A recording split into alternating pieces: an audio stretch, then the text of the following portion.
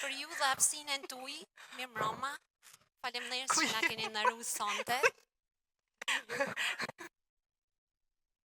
Si çdo hapësinë, edhe qyteti ka qendrën e vet gravitacionale. Por kjo e pom vlerë absolute, ndërsa në vlerë relative secili prej nesh ka qendrën e vet, që i referohet një trinie që është vetvetja, familja, shtëpia. Unë sonte do dosha me u rrëfy qendrën teme.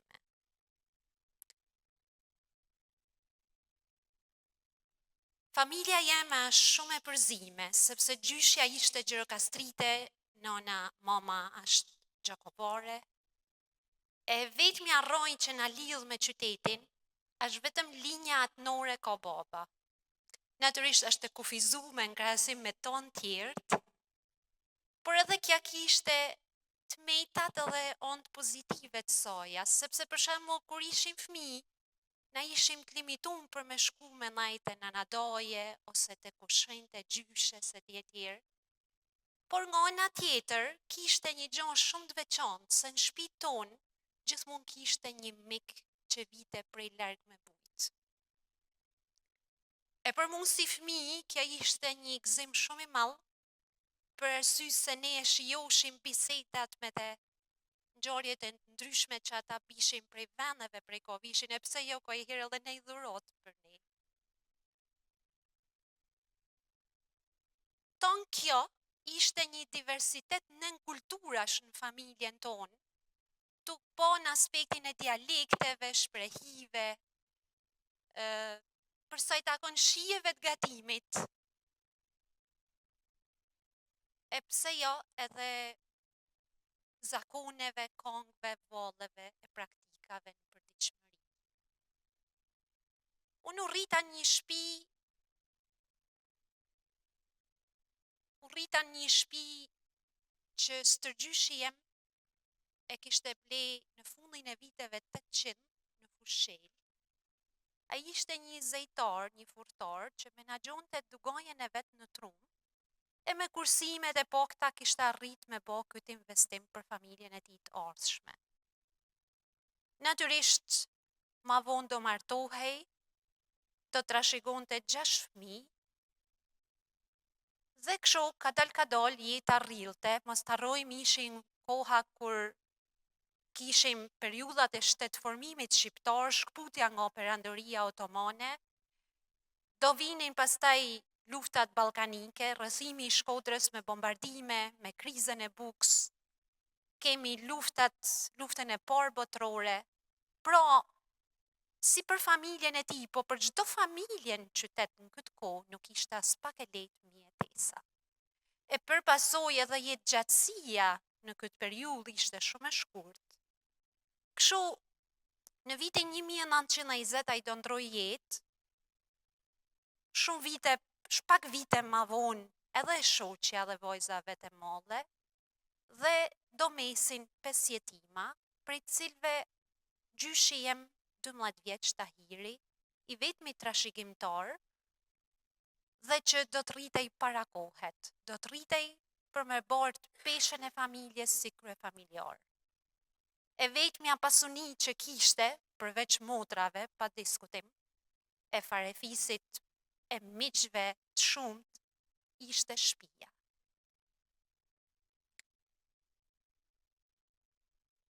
Shtëpia e pame në 3 aspekte, fillimisht për ta ishte stre. Ishte stre sepse në te gjyshi do martonte motrat, ata do të trashëgoheshin me plot nipa e mesa, dhe shtëpia ishte një shtyllë për ta. Ishte një suport i madh, në rol të parë moral, psikologjik, ekonomik. Dhe mandej vjen faza dytë që shtëpia ishte ekonomi. Lutem regjis pak foton përpara. Duke qenë një shtëpi në qendër qytetit, lutem pak ma poshtë. Kalojmë ma poshtë, lutem, regjis. duke qenë një shtëpi në qendër qytetit, natyrisht pozicioni i saj do të ishte jashtëzakonisht i favorshëm dhe si gjyshi, ashtu edhe stërgjyshi do ta shfrytëzonin këtë për me dhënë me qira. Dhe në një prej fotove, të lutem Sabina, është zoti Kaduku, në një prej fotove ma lart, shumë ma lart. Në një prej fotove do shikojmë foto e Kel Marubit, që unë vetë jemi këtu, faleminderit. Unë ka morë si mësuese, më falni, jam edhe me lazer. Është foto që unë e kam po vetë në një ekspozit, shumë interesante, por për mu, sot da që ishte i foto e viteve 30 në vite shumë familjare.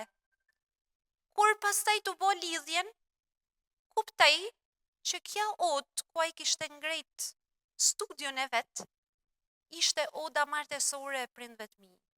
Pikërisht në këtë prak, fëmi i kalosha zhekt të lexua, të kënu, të arktu.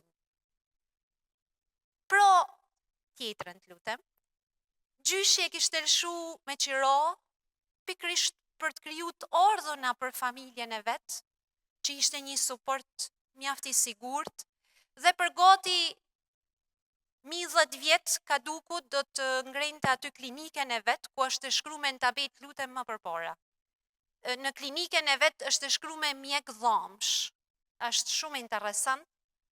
Dhe më vonë, pikërisht këtu, po të lexohet tabela, ndoshta është pak distancë, është shkruar me mjek dhomsh. Atelier mjekësore. Pikërisht kjo shtëpi do të gjeneronte, pra nuk do shërbente më vetëm si strej dhe ekonomi, por do ishte një identitet për familjen. Kur them identitet, ishte identitet për gjithë pjesëtarët e saj. Mos të harrojmë, janë vitet 30, Shkodra ishte në kulmin e lullëzimit vetë, si një zhvillim social kulturor, dhe gjyshi do arsimohej në Ilirikum, filloren, ma vonë do të shkollohej në gjimnazin laik të Shkodrës, ku shohim fotot në këtë rast është me zotin Mira Shivanaj, që ma vonë do të ishte ministri i arsimi, falenderoj familjen Jakova për këtë foto, sepse ka marrë për arkives tyne. Dhe nuk do, pasojmë të lutem, dhe nuk do vënojnë ma vonë, do të vazhdoj edhe shkollimin në Itali, do të diplomohet, është diplomat, lutem, do të diplomohet pikërisht me 15 nënor 1937.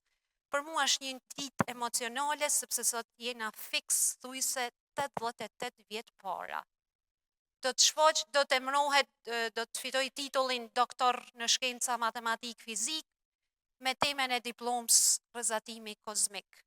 Unë halal e ton këto dokumenta i kam sot rujtur na fal kujdesit ti për me rujt një arshiv familjes. Këtu janë fotot e tjera që janë me kolegë, janë tonë emnat njoftën, ndoshta shumë për jush mund gjejnë gjyshat, janë Alim Hilli, Bola, Jakova, Shola, Hysa, e tjerë. Dhe ma vonë, nga identiteti personal, do të kaloj pak tek identiteti urban, sepse shtëpia ishte identitet për familjen, por edhe për komunitetin ku ajo ndodhej. Kjo është një hartë që unë e kam gjetë në arkivat e shtetit, është e mesit viteve 60, dhe është shumë interesant, sepse kur ja kam vu përpara babës tem për me lexu, ishte shumë interesant sepse dhe ai do ta niste rrëfimin nga qendra vetë, pra nga shtëpia.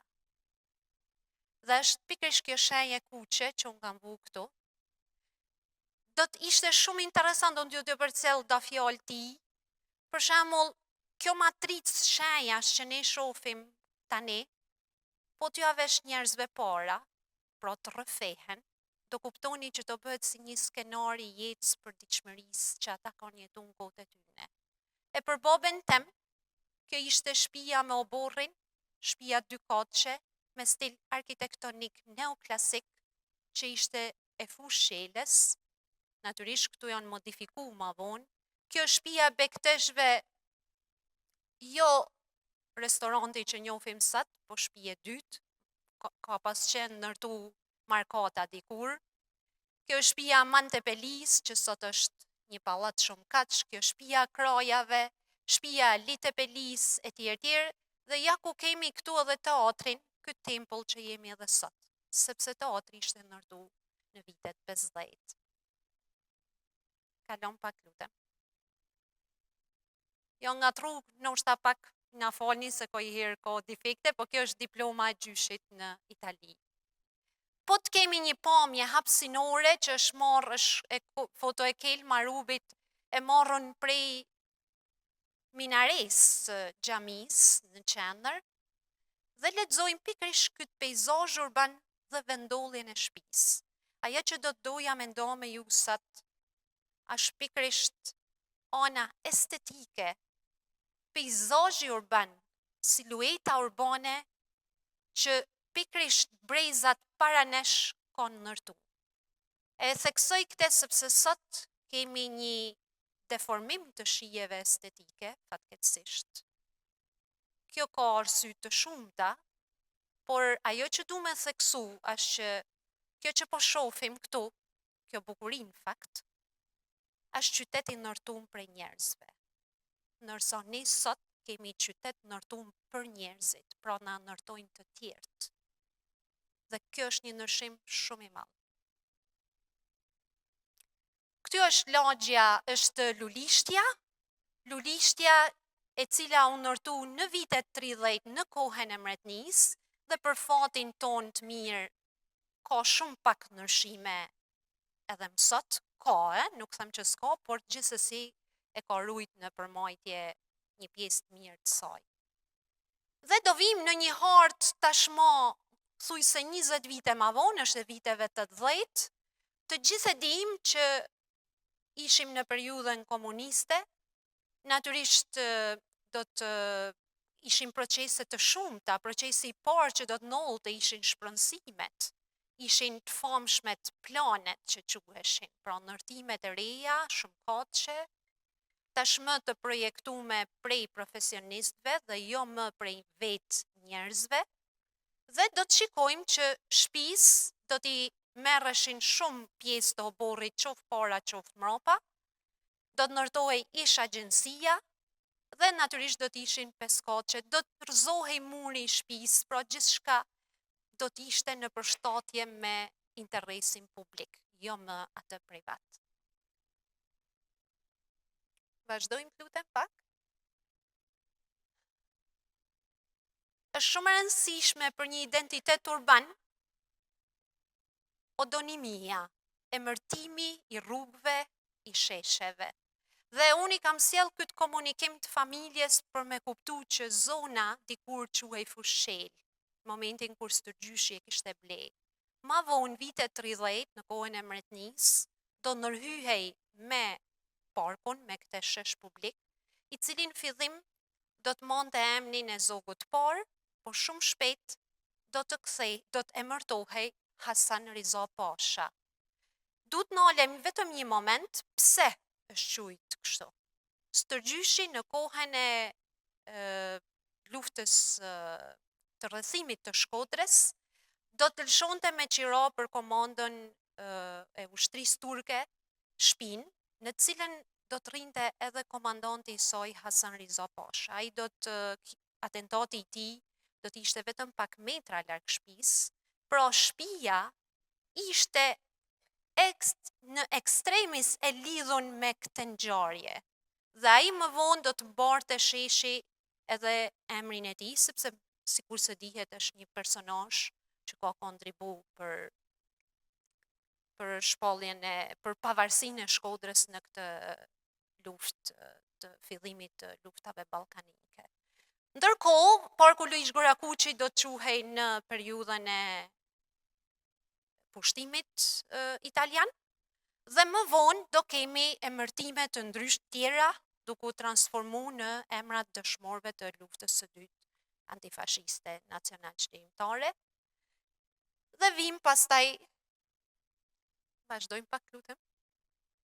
Po t'i shikojmë sot, kemi një rikthim të memorjes, pra kemi këtu njëna rruga shquit rruga Vasokadia, nërsa tjetra rruga Hasan Riza Pasha. Pra çdo shenjë në qytet ka gjithmonë një histori mrapa. Mjafton të rrëmojmë pak, sepse do ta gjejmë. Unë i përkas fëminia jam e viteve 80 dhe prandaj edhe kam sjell disa imazhe të asaj kohe. Një regjim që po vite në rrëmje në fakt, por që mbarte me mbrana vetit të mirat edhe të këqijat e veta, e unë si fëmijë moj mend gjonat e bukura. Natyrisht ishim të lirë me lujtë jashtë, në shkollë shkonim veç, kishim një jetë sociale jashtëzakonisht shumë aktive. Nga ana tjetër, gjithçka ishte ideologjizuar, të përfshi çështjet publike, të përfshi tekstet e tjerë.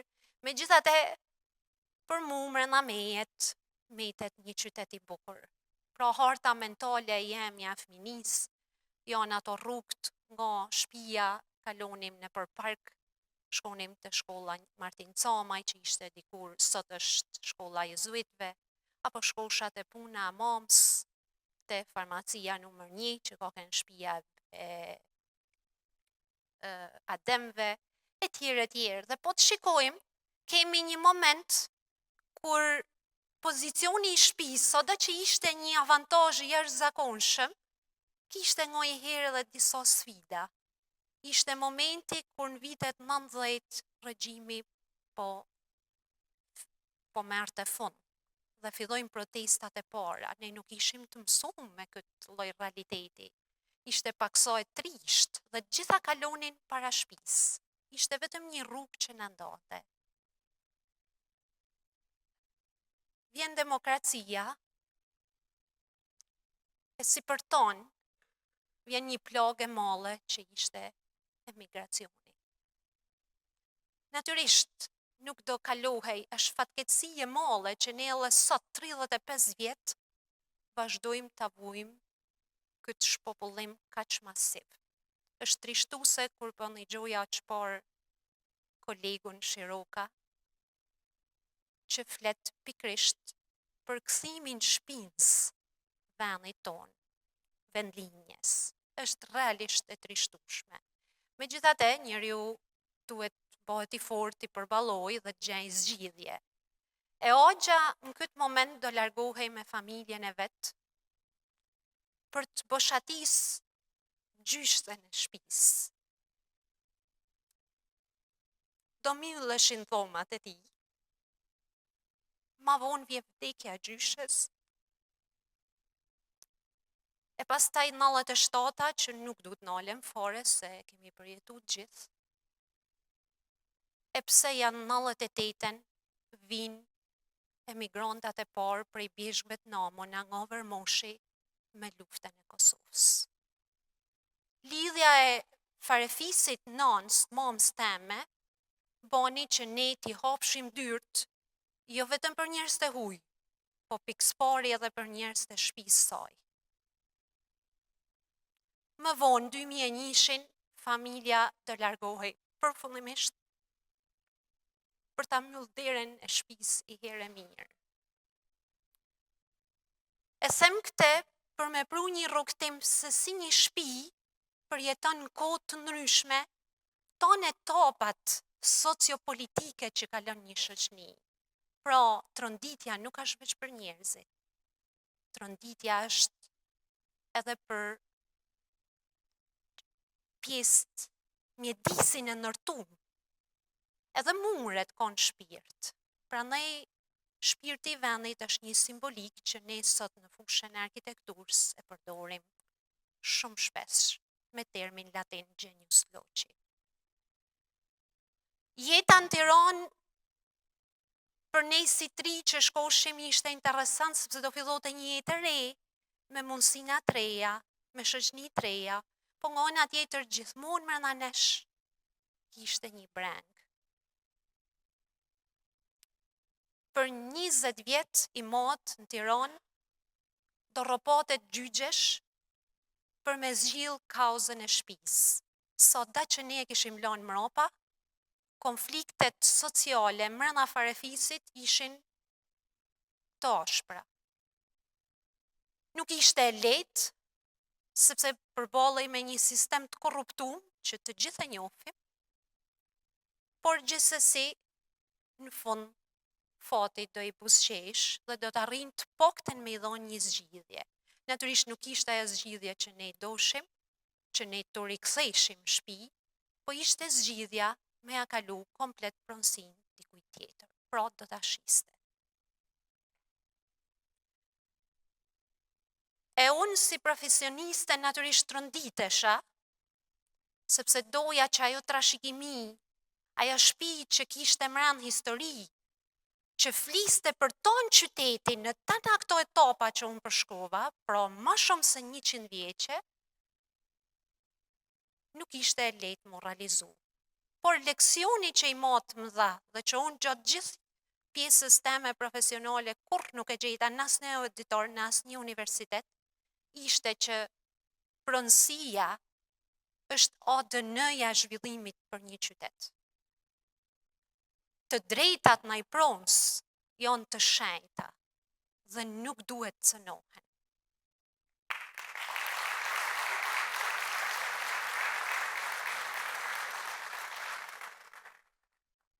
Mas shumë viteve në Tiranë, me motrat e mia, natyrisht ishim integru me ato mënyrat, sfidat, si çdo familje që zhvendoset, sepse natyrisht ka fazat e veta të përshtatjes, të adaptimit, përkatësisë etj.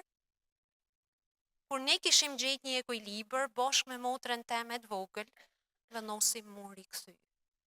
Unë personalisht do rikthehesha mas 18 vjeç. Natyrisht qyteti kishte ndryshuar, farefisi nuk ishte më këtu, një pjesë e vogël kishin met, dinamikat në qytet ishin ndryshe, po kishte një diçka të përmendshme që na thote me marr këtë hap. Prindve ju kena kallëzu vetëm një notë para, por gjithsesi nuk u bën pengesë për këtë gjë. E tash 14 vjet jena këto. U rikthym për me kriju një qendër të re. Mbështet në trinin jo tashmë vetvetja, po tandem, sepse ne ishim dy motra. Jo më një familje gjaku si që kishim lënë përpara, por një familje shpirti, sepse pjesëtarët e kësaj familje nuk do ishin më farefis, po do ishin njerëz me ide, me dëshira, me pasionet njëjta si ne, dhe shtëpia tashmë nuk ishte ajo mikrobota e vogël e shkrelve, po ishte qyteti tonë i Shkodrës me ton territoret e saj. Ishim kthy për një mision që pikrish atë shpirt vendit që ne kishim bart me veti, me përcjell tashmë, me amplifiku në disa qendra tjera, në mënyrë që me pru një vetdije për qytetin, me dokumentu trashëgimitë e saj, me i rujt dhe me i promovu ndërkombëtarisht.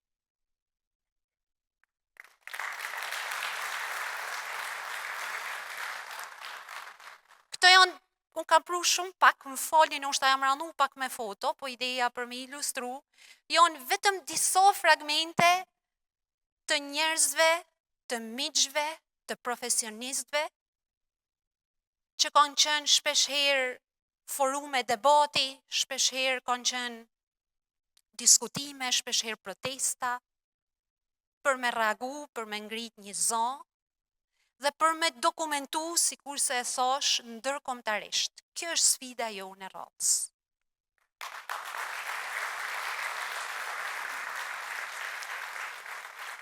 Kam edhe diçka të fundit, edhe më falni se ndoshta u zgjata.